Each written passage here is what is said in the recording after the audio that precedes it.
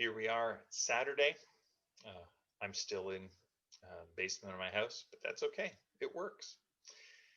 Saturday, we're looking at Exodus chapter 4. Still, Moses is at the burning bush, and he's still giving excuses. He's given two so far, or at least questions as to why he should be the one to go, or way to get out of going.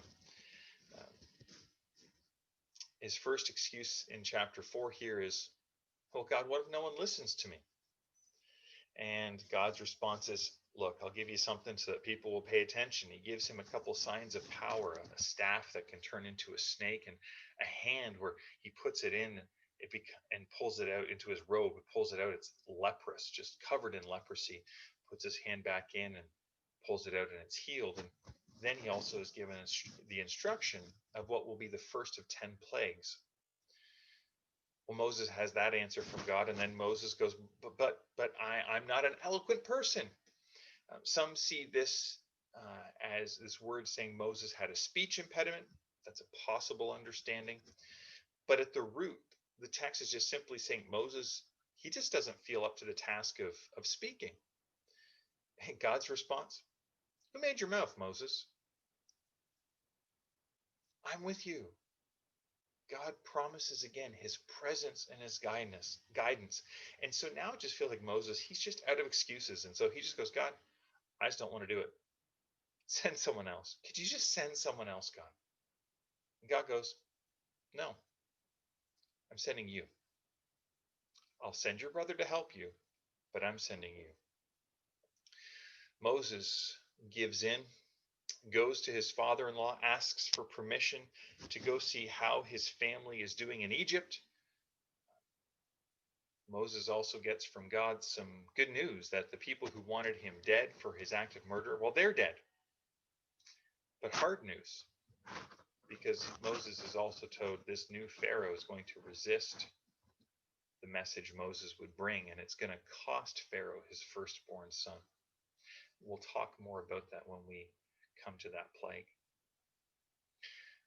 But then something really strange happens on the way back to Egypt for Moses. Uh, in fact, this is a passage that um, it's probably one of the most least understood sections in the entire book of Exodus. The text says that on the way, God met and was about to kill Moses, but his wife circumcised their son and touched Moses' feet, which in this case is a Hebrew euphemism for Moses' genitals. And somehow that makes things okay. As I said, this is one of the most difficult sections of Exodus. Why does God want to kill Moses all of a sudden? His wife with the circumcision. It's just odd, at least to us today. And there's little context in the text for us to know for sure. The most common thought that I found is that Moses fell ill on the way. And in the Old Testament view, God is sovereign. And so illness may not be caused or initiated by God, but God allowed it. And therefore, God is credited as the cause. We can see this a few other examples later on in the Old Testament. For example, when God sends a evil spirit to torment Saul, it's not God directing it at that point, but God's allowing it. In response to God coming to kill Moses, Moses' wife circumcises their son, meaning he was not circumcised, but God had commanded the descendants of Abraham, at least in the line of promise through Isaac and Jacob and so on through 400 years, Moses would have been part of that, all the way back in Genesis 17. If you are going to be one of the covenant people of promise under the old covenant, circumcision was the sign that you were placing yourself into that relationship with God. And so the most common thought is Moses couldn't represent Yahweh. He couldn't represent God if he wasn't being in basic obedience to the covenant himself. The sign that he was part of that Abrahamic covenant. Moses recovers, meets with his brother Aaron. They meet with the leaders of Israel. Moses gains their support.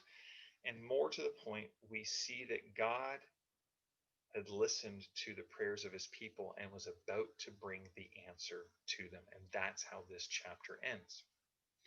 Our thought for today: making excuses before God. It can be easy to rag on Moses for giving God so many excuses. Four.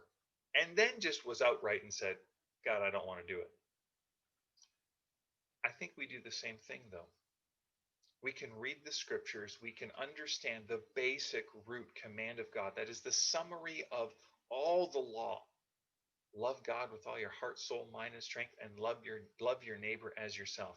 We can understand the commission of Jesus to make disciples by being and extending and inviting people into the blessing of the kingdom and the blessing of the presence of the Holy Spirit within us. We can hear these commands, and that all sounds fine until it becomes practical, or it requires us to move out of our comfort zone, or it requires us to sacrifice for the sake of others and for the sake of God. We make excuses. I can give a little. I don't need to give it all. And that could be time, money, energy, forgiveness. Where are you holding back from full obedience to God? As you think about that question, may the Lord bless you and keep you. May the Lord make his face to shine upon you. May the Lord be gracious to you. And today, would you know his peace? God bless.